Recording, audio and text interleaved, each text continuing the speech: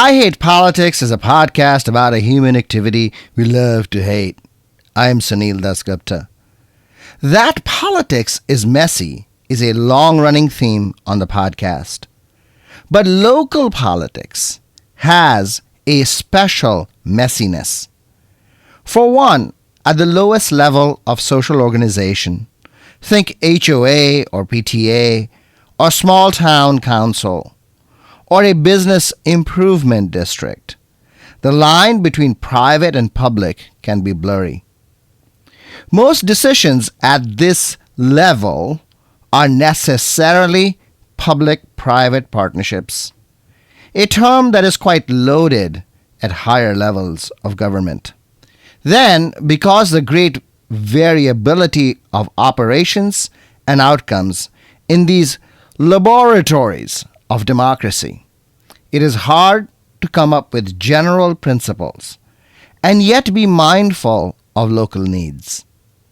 There is and has always been considerable tension between centralization and decentralization in government.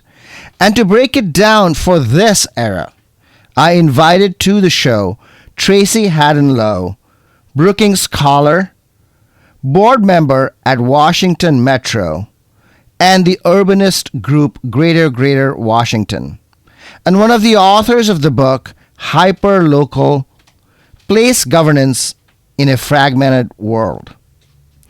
This episode, we have the 6th student review of contested books in the MCPS curriculum. This week's book is Uncle Bobby's Wedding, written by Sarah Brannon and illustrated by Lucia Soto. Sit down.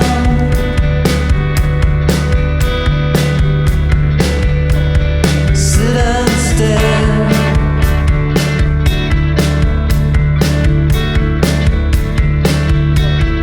Not away.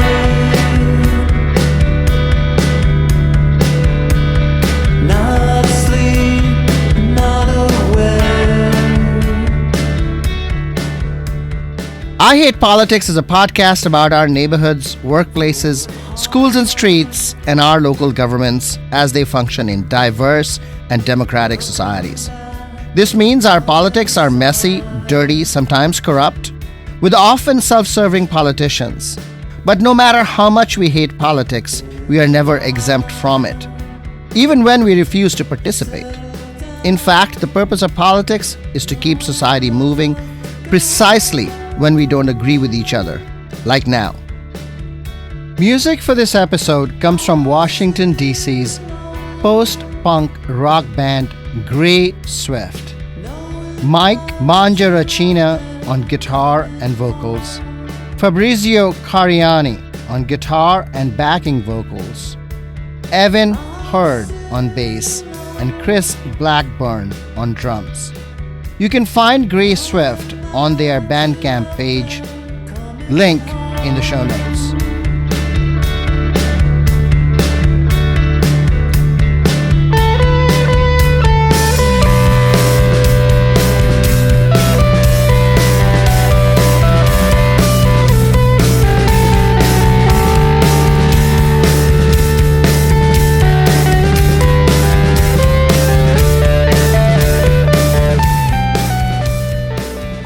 In the news this week, there is now a trickle of conversions of empty office buildings in Montgomery County. The latest is a proposed conversion of the Forest Glen Medical Center building on the corner of Georgia Avenue and Forest Glen in Silver Spring. This is to become a 390-unit residential building, 59 of which would be moderately priced. In Rockville, some old office buildings are being converted for lab use. Converting existing office buildings into apartment homes makes obvious sense but tends to be a really hard project. Office buildings, for example, are not built with multiple bathrooms. Restrooms and HVAC stacks and other infrastructure are usually bunched in one location. Electric wires are usually for lighting and computers in an office, not for stoves and refrigerators. Even entrances, exits, and stairways often have to be redone. For this reason, developers often prefer demolition of old structures and building anew from scratch. So often these conversions are really about the land underneath. Figuring out design ideas that convert office buildings into homes without having to demolish everything, or to relocate stairways, for example, may be one of the central challenges of the construction industry today. Montgomery County Council is looking at adopting its first ever pedestrian master plan, which lays out broad principles for improving walkability, walking conditions, and road safety in the county. As a jurisdiction created to be suburban now adjusts to the reality of urbanization and climate change, there is considerable tension between those who want to see change and those who do not. Typically, these tensions show up in competing testimonies from various agencies and even the public. And the council staff helps sort out the conflicting viewpoints. The County Office of Management and Budget, the Budget Office, estimates that the pedestrian master plan will cost over $7 billion, the bulk of which, about $5 billion, would go towards building a grid of streets along transit corridors. The actual creation of the street grid would require further spending by private developers, which is likely not to be met. Another $1.4 billion would have to be spent on building sidewalks. Transferring the maintenance of streets from the state of Maryland to Montgomery County in order to improve safety on streets would add another $90 million, this time in the operating budget. Montgomery County Department of Transportation, the county agency that would be responsible for these changes, has objected to the proposals in the pedestrian master plan. Glenn Orland, the longtime county council transportation analyst who wrote the staff report evaluating the various proposals in the pedestrian master plan, has largely supported the position of the budget office and the transportation department, and has called the plan unaffordable and requiring a tax increase to fund, a criticism often seen as a death knell for proposals in local government. Pedestrian advocates say that these numbers are calculated in isolation and therefore exaggerated, as well as favoring cars and drivers over pedestrians and road safety.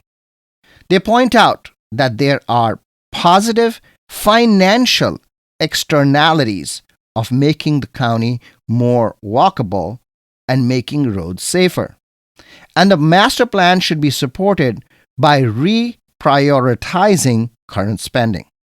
For example, money for building and maintaining sidewalks could come from the budgets currently used to endlessly repave roads on a schedule, even when they are not in need for repair. There are several trade-offs like this. Better sidewalks near transit centers would enable more people to take transit and reduce driving, which is a stated goal of the county in its climate action plan. Street grids would help save money spent on large road projects and address capacity concerns. Some changes do not even need more money. Current county policy prioritizes EV chargers over making roadways safer for pedestrians. Orland's report specifically points to climate benefits of electric vehicle chargers, but neglects the climate benefits of sidewalks and walkability. In 2018, Orland wrote a similar critique of the county's bikeway master plan, which was also estimated to cost about the same, just short of $7 billion, and involved similar trade offs. But the county council passed the bikeway master plan over his objections. The county council has said that they are committed to Vision Zero, that is, to reduce pedestrian deaths and make roads more safe. So, expect some form of the pedestrian master plan to pass the county council. The question really is the extent to which Orlin, the transportation department, and the budget office can dilute the final draft of the master plan. One thing is true. These are conflicts over values, not just money. For pedestrian activists, the value of improved road safety is really priceless. Can you really put a price tag on the lives of those killed on roads in the county, they ask. On the other hand, the county does spend large amounts of money repaving roads that seem perfectly fine. The county has spent a great deal of money building parking garages, which are underused and don't pay for themselves. The county has spent hundreds of millions of dollars on a bus rapid transit line, often called BRT, on Colesville Road without being able to build dedicated lanes that can actually allow the rapid transport buses to move unimpeded through rush hour traffic. New BRT lines are coming to Rockville, Pike, and Wears Mill Road. At its root, then, this is a contest between suburban living and urbanism, and even among different forms of urbanism. Culture wars in Montgomery County continue. With the recent increase in COVID cases, Rosemary Hills Elementary School mandated masking for students for 10 days, which caught the attention of Texas Senator Ted Cruz, who tweeted, "If you want to voluntarily wear a mask, fine, but leave our kids the hell alone." This brought out a tsunami of anti-masking protests to MCPS and Montgomery County and to Rosemary Hills Elementary School. A handful of other MCPS schools have also required masking for limited periods of time. Meanwhile, the Montgomery County chapter of Moms for Liberty, the National Republican Christian and anti-LGBTQ inclusion group, which has been designated by the extremist watchdog Southern Poverty Law Center as a hate group for its campaign against gay and trans people in public schools, has rented out Montgomery County Public Schools and public library space to hold meetings in the county. They are obviously allowed to do this. When a public agency routinely rents out its facilities to social groups, they cannot discriminate based on viewpoint. They can choose not to rent to anyone. They can even impose non-viewpoint restrictions. They could say, for example, we don't allow dangerous activities, running experiments with chemicals, for example, or restrict the size of gatherings, or more controversially, rent only to nonprofits and not to corporations. But is there a line on the viewpoint continuum beyond which the county could refuse? Would they be able to say no to the Proud Boys who have been implicated in the January 6th insurrection? What about a group called Al-Qaeda in America? Maybe enemy of the state is a line they will not cross. But who gets to define the enemy? What about a nonprofit association of tobacco smokers getting together not to smoke, but to strategize on public policy about how to encourage tobacco smoking? Reminds you perhaps of the pornography debate. We know it when we see it. But what I think is most interesting is that culture wars happen when these lines are blurry. I'll go a step further. Culture wars happen when combatants in these conflicts, like Moms for Liberty, find blurry lines that allow contestation. News of Moms for Liberty holding these meetings is out. They advertised it. Now they are going to be counter protests. The media will be there to cover it. You could say this too is politics.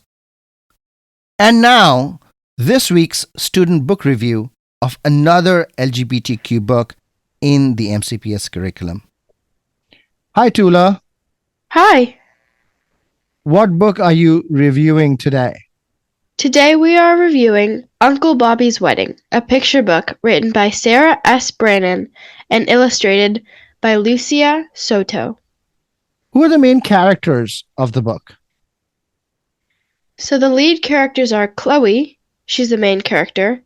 She's worried that once he gets married, her uncle, who she loves, won't have any time for her anymore. Uncle Bobby, a kind, loving character who has a big impact on Chloe's life. In the story, he marries a man named Jamie. And Jamie. Well, at first he doesn't know Chloe very well, he immediately hits it off with her, and they become really close. He is nice, and even though we don't get much background on him, he's still an important character. How does the story start? At the very beginning of the story, Chloe describes her favorite Uncle Bobby. Her mom has organized their first family picnic of the summer, and she's excited. Bobby shows up with whom Chloe assumes is a friend, Jamie. And then? Jamie and Uncle Bobby announce that they are getting married, which Chloe had not expected. She starts thinking, will Uncle Bobby's marriage get in the way of their bond? What if he no longer has time for her? Chloe's mother suggests that she should talk to Bobby, and she does just that. Bobby reassures her that she will always be special to him, and that he will always have time for her, and to prove it, they go on all sorts of adventures. The ballet, sailing, ice cream sodas, and making s'mores. Not only does Chloe have a blast, but she bonds with Jamie. Just like that, it's wedding day. How does the story end? Well, it was a little chaotic at first. Uncle Bobby and Jamie's wedding turns out perfect, with singing, dancing, and lots of fun. Well, that seems like a easy story. What are your impressions of the book? I like this book. I like how it wasn't about coming out or anything like that, but rather about family and love. I think this book was made in that particular way to normalize same-sex relationships. I noticed that in young children's books, whenever it's about gay relationships, it always seems to be about normalizing. Whereas picture books about gender identity and being trans or non-binary, it's about coming out or fitting in. Just an observation. Otherwise, there honestly isn't anything really extraordinary besides the same-sex relationship in this book. Thank you, Tula. Of course. If you know of other contested books in MCPS or in another school district or public library, and you want them reviewed, or know students who might be willing to review books on air, please reach out at producer@ihppod.org. I'll be back with Brookings scholar and urban activist Tracy Haddon Lowe, who is one of the authors of the book Hyperlocal: Place Governance in a Fragmented World. You're listening to I Hate Politics. I'm Sunil Dasgupta.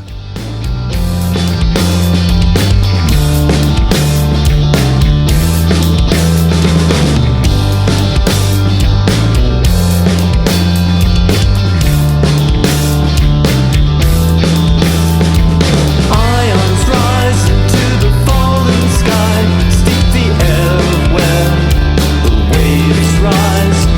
Stones ground down into a plain of sand, carve out the years with each day pass. Tracy Haddon Lowe, welcome to I Hate Politics. Thanks for having me here, Sunil. Jane Jacobs, the New York activist in the 1950s, 60s, 70s, and now the goddess of urbanism, I think. um, Famously fought Robert Moses, the builder of New York, and she said that cities are organic and complex, and the people, residents, have to have power. What are some hyper local governance structures that have emerged since she said all that? So Jane Jacobs lived in Greenwich Village in New York. And in the 1950s and 60s, when she was living in Greenwich Village, there was a movement all over the United States for people to become more organized, to learn more about what the government was doing, and to have more of a say beyond just at the ballot box, once every few years in what the government's up to. And so there was this huge burst of new kinds of organizations and new government support for different kinds of organizations that came up in the 50s and 60s when Jane Jacobs was organizing in Greenwich Village. And, this started with, existing institutions that predate the 50s and 60s and this new distrust of government and this desire for local coordination, right? This is actually a really historic thing that's existed from the beginning of the United States. That, right, when colonists first arrived, people just had to get together with the other people, either that they arrived here with or that they found in proximity, and they had to organize informal ways of taking care of the commons and of getting everyone's needs met. So, that started through other institutions like churches, but you can imagine essentially secular versions of these community institutions, like a block club. That's the foundation of all of this. Like a neighborhood watch, a block club, what you might today call a homeowners association. It starts with just people who live in the same area saying let's get together regularly and let's talk about the issues that are facing this place, and let's try to take action on those issues. This sounds Tocquevillian.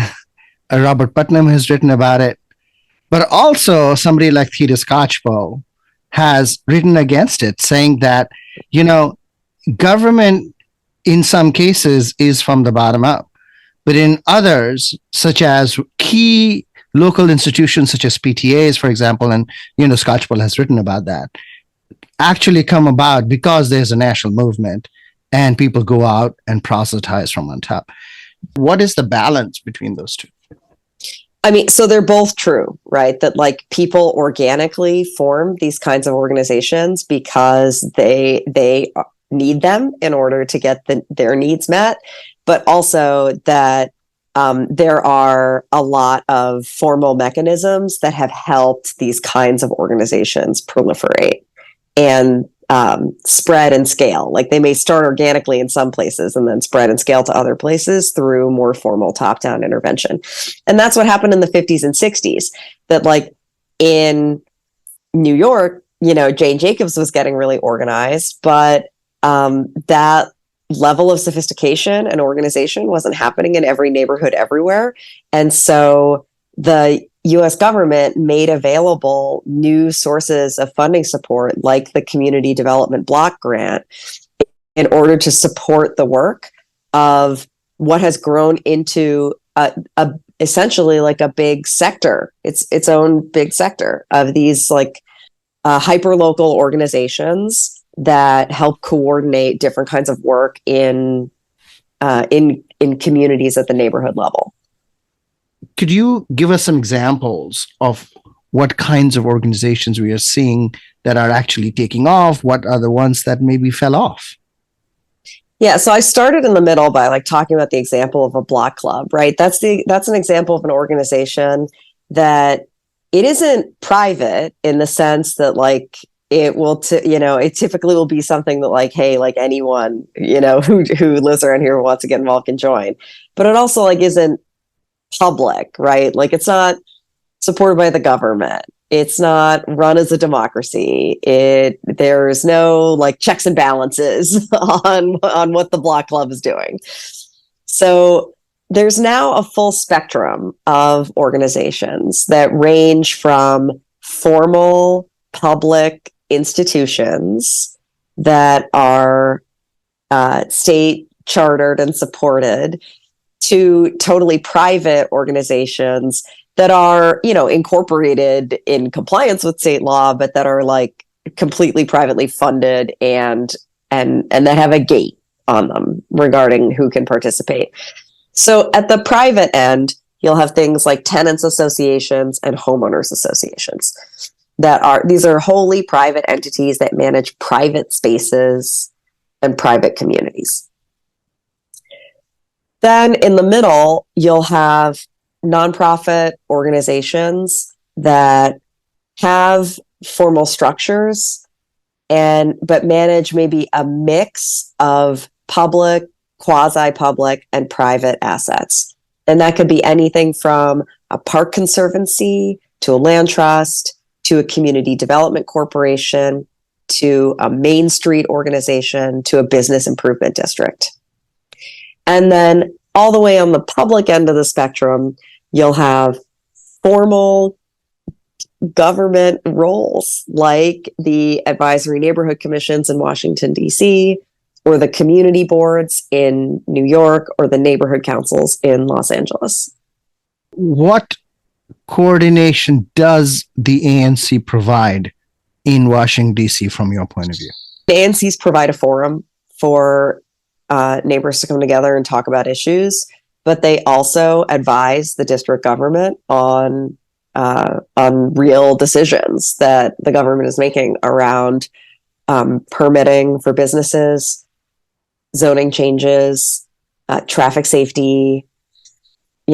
ANC input is given great weight in these kinds of decisions. Sometimes that input can actually impede progress. Sure. Yeah. And that's the messiness that I'm talking about. That like, it sounds like a good idea when I describe how it's supposed to work, until the issue with anything that is small is that it's vulnerable to capture. Right. So when something is small, all it takes is like one kind of bonkers person to come along and just steamroll everybody else. And then all of a sudden it's not working and it's super messed up. So is the smallness of the thing to capture a defense in itself? Like if there is a bonkers person that takes over a small group, yeah, whatever. You took over a small group. So you're raising a really interesting point there. And the answer is yes. But the smallness is also like what makes it work well, right? Like no one knows a neighborhood the way a good ANC commissioner knows a neighborhood. And so can things get messy when essentially there's like a bad ANC commissioner? Yes. The answer is not to abolish ANCs because some of them are bad or some of the roles are vacant. It's to figure out how to better support the role so that good people can come to the work and stay in it. I mean, that's almost my perspective on politics as a whole. Correct. But how do we ensure that you get more good ANC commissioners than we get bad ones? How do we ensure that we get more good politicians than bad ones? I mean, that seems like a really difficult and thing to navigate. Yeah. And I think we've never been good at this. I think it's like a fantasy or an illusion that this worked better in the past. It's always been a challenge getting good people who aren't corrupt to serve in the public sector. Public service, it's just kind of a messy, challenging job, right? Think about it. It's poorly compensated. It involves absorbing a lot of criticism about things that aren't your fault. And mostly people are better at complaining than they are at saying thank you. We act like this work isn't important relative to other kinds of work, even though it's hard to imagine something that could be more important. The defense against somebody taking somebody bad taking this over is that it is small. If you fund this work, Yeah, that's correct. And so, I think that's what you're describing is why we've arrived at the messiness of the current situation. That it's like we want to have a structure where when there are good people, they can get good things done. But we also want to keep those structures weak enough so that people who are corrupt or cruel can't do too much damage. boy, this is true of Congress. One might say. It's true. This is true at every level. That just being in a society and running a society is messy. And the messiness is uncomfortable. But there is a difference between something being uncomfortable and something being wrong. Well, that Jane Jacobs said that too, right? Maybe not that exact quote. Yeah. Progress in hyperlocal governance is sometimes 2 steps forward, 3 steps back. In LA, in Northwestwood, a new neighborhood council was formed, but in Seattle, under Mayor Ed Murray, he dissolved a lot of neighborhood associations and councils. Can you speak to what happened in one case, but what went the other way? So what happened in LA is that, the Westwood Neighborhood Council, it covered the area where UCLA is located. So that's like a huge state school with tons of students. And there's also a huge Persian immigrant community that has settled in that neighborhood. But the Westwood Neighborhood Council, so like I said, that these small organizations are like extremely vulnerable to elite capture. And that's exactly what had happened to the Westwood Neighborhood Council. And this is typical of neighborhood councils in LA, that the people who have time to not get paid and to go to meetings in the evenings and to just show up year after year after year, right? And to just like wait everybody out and to always be there and thus to be the incumbents are elderly homeowners. And so that's who was running the Westwood Neighborhood Council. Just everybody on it was a Beverly Hills homeowner because UCLA is right next to Beverly Hills. So that's just like what happened. And you can imagine that the students in the area, a lot of the businesses in the area, did not feel represented by the leadership of this neighborhood council. And so ultimately, what they ended up doing is petitioning the city to create the North Westwood Neighborhood Council. What Seattle was doing with these neighborhood associations is basically like consulting them in a very similar manner to ANC's. You can imagine like really easily how that can be fundamentally inequitable. It can end up like overempowering NIMBYs, like it privileges some voices over others hugely. And so Seattle's solution was to say, just we're going to stop doing this. And they did create alternative ways to hear from people about, to coordinate locally about what's going on in their communities. So for example, they created like a citywide, like tenants advisory council. And that's what you criticize also, right? These functional, broad groupings where the idea of the place is lost. Yes. Yeah. And I think that, there is a baby that gets thrown out with the bathwater. I live on a parcel of land that had, it's like a very weird shape. And so, a developer got this piece of land and I was like, I'm going to build some houses on it. And like, you probably could have built like a dozen houses facing the street on this piece of land. But what this developer did instead was build a series of courtyards. So essentially like tiny private roads that divide up the parcel, and then built houses facing the courtyards. So now there are like 50 houses on this piece of land. So this is a huge win because it means like now I actually have a place to live, right? And if there were like fewer houses around here, I like when I got this place to live, it was literally the only place I could find. Mm-hmm. So like this is a huge win, but it means that I don't live on a public street. There's no public access to my house. So the only way to get to my house is to go on this tiny little private courtyard. And so the critique here of these are called slot houses in various places in the United States. And the critique of slot houses is because there's no public access, that means so for example, I am a public servant.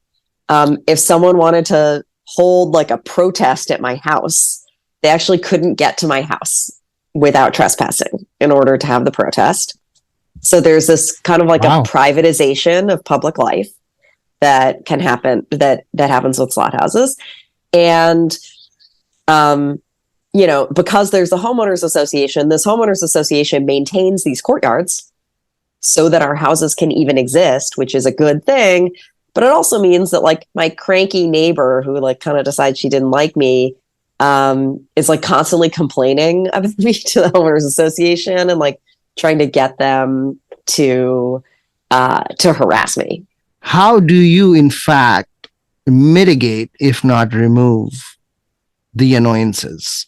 Term limits, for example. Things would be way worse for me if like the president of my HOA is great, but like if the neighbor that doesn't like me became the president, it could be a problem. So like one way to like limit the possibility of that being a problem is to say like no one can be the president of the HOA for more than 2 terms. Do you get volunteers that want to be HOA president? Because Right? in the PTA, that's not my experience. Yeah, like the general problem, in fact, with like the issue with trying to create hyperlocal capacity, and the reason why like every city hasn't already done this, right? And the challenge that DC faces with ANCs, for example, is how many of the seats are vacant, right? It's that this work is hard and thankless, and nobody wants to do it. And so, the bigger risk, I think, than like elite capture or like somebody terrible, getting into these roles, is that actually great people will be in the roles and will be under supported. And so that will put a limit on the good that they can do for the world. So, I see the more urgent problem as better supporting hyperlocal capacity. That's a great idea, but collective action theory would suggest that you need selective incentives to fill these positions. Well, ANC commissioners get free parking passes. Yeah, and DC is not small. Have other right. And I get to ride the metro for free. The vast majority of people do not want to take that on, and certainly even if they want to take that on, they are unable to do it because of constraints of time, family, jobs, what. The constraints are real, and better support for people in these roles could help address those constraints. But I think that there are other constraints that are actually like an even bigger problem, which is like doing this kind of work typically involves like talking to other people and sitting through a lot of meetings, right? And so like that rules out half the population right there, because introverts aren't going to want to do this kind of work, and sitting through meetings is hard and boring. and it takes like a certain kind of brain to be able to do that. It is a special kind of job. So understanding that there is a skill set that isn't universal, that is required for these roles, that means that kind of inevitably leads to the conclusion that like, oh, there should be like some compensation for the people who put their skills to work in these roles. Let's talk a little bit about Silver Spring, one of my favorite places, and I suppose yours too, in a way. Downtown Silver Spring in particular has There's been talk about having a business improvement district, a bid there, but it hasn't come about. What is the situation with places that are trying to organize in the way that you are suggesting, but are unable to do it? I mean, it seems political.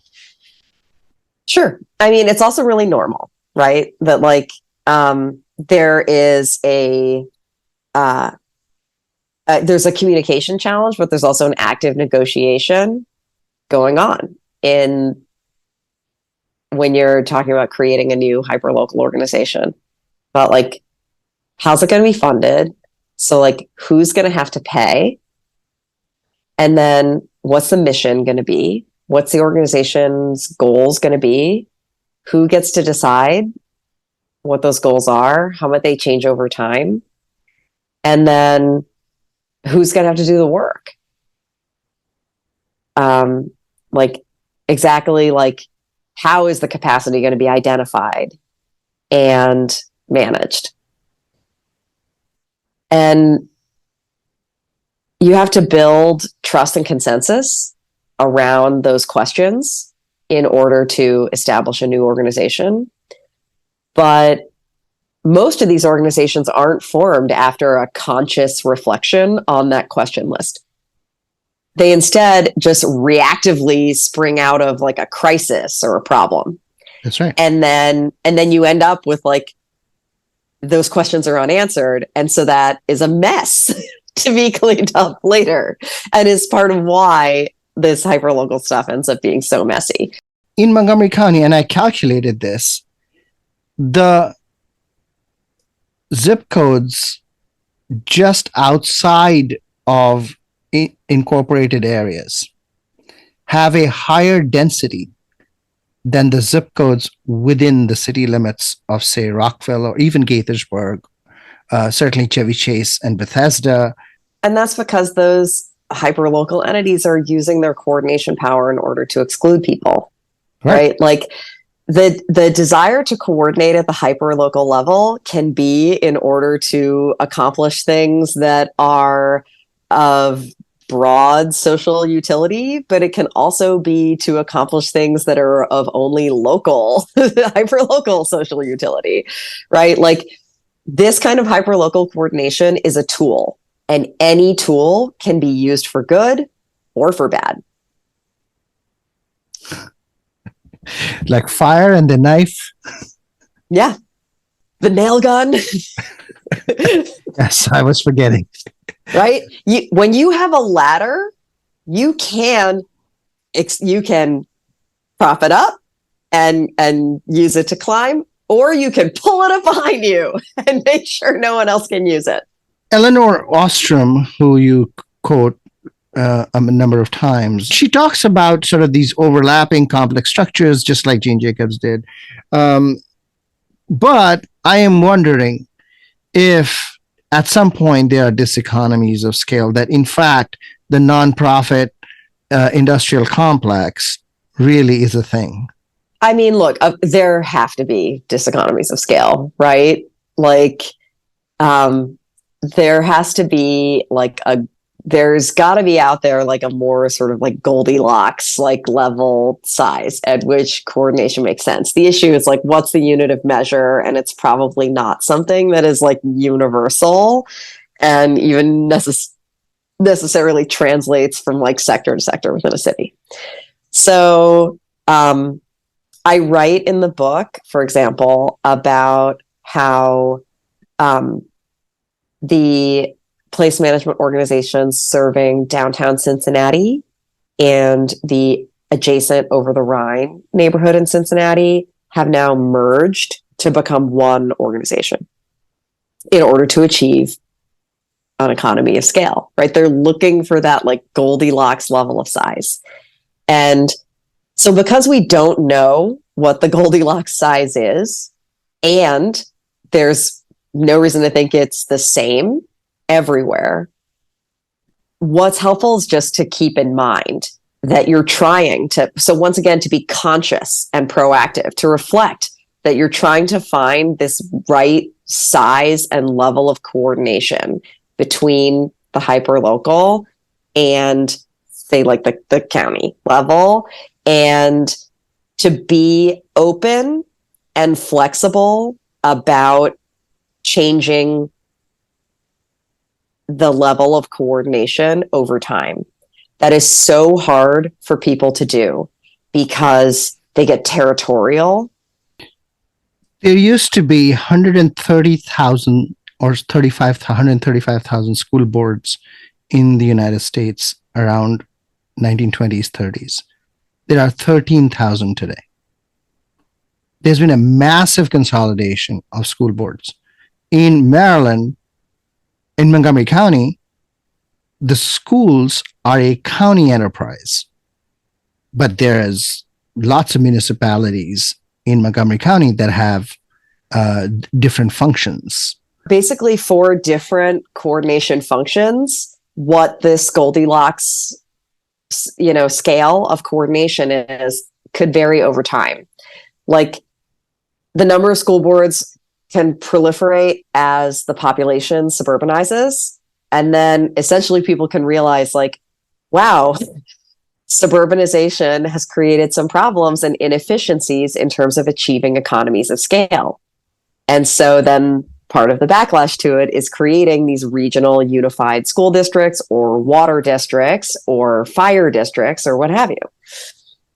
So you can imagine how that would just evolve over time as people discover the unanticipated consequences of other changes, like domestic migration because of suburbanization. So, these are we need to be flexible about governance and enable it to change over time.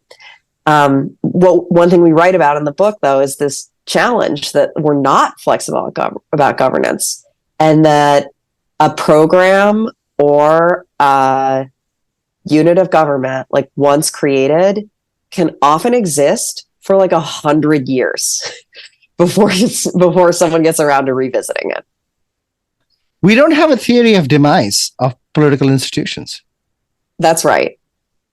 Tracy Haddon-Lowe, thank you for explaining hyperlocal governance. Please come back. This has been a pleasure. Thank you, Sunil. You're listening to I Hate Politics. I am Sunil Dasgupta.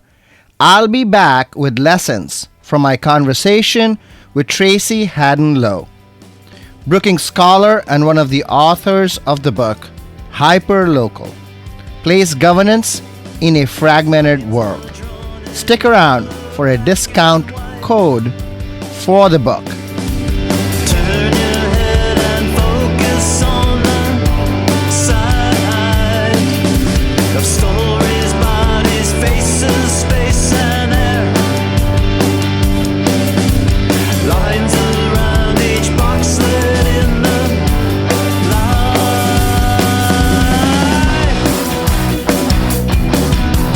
Touch the screen and ask for more.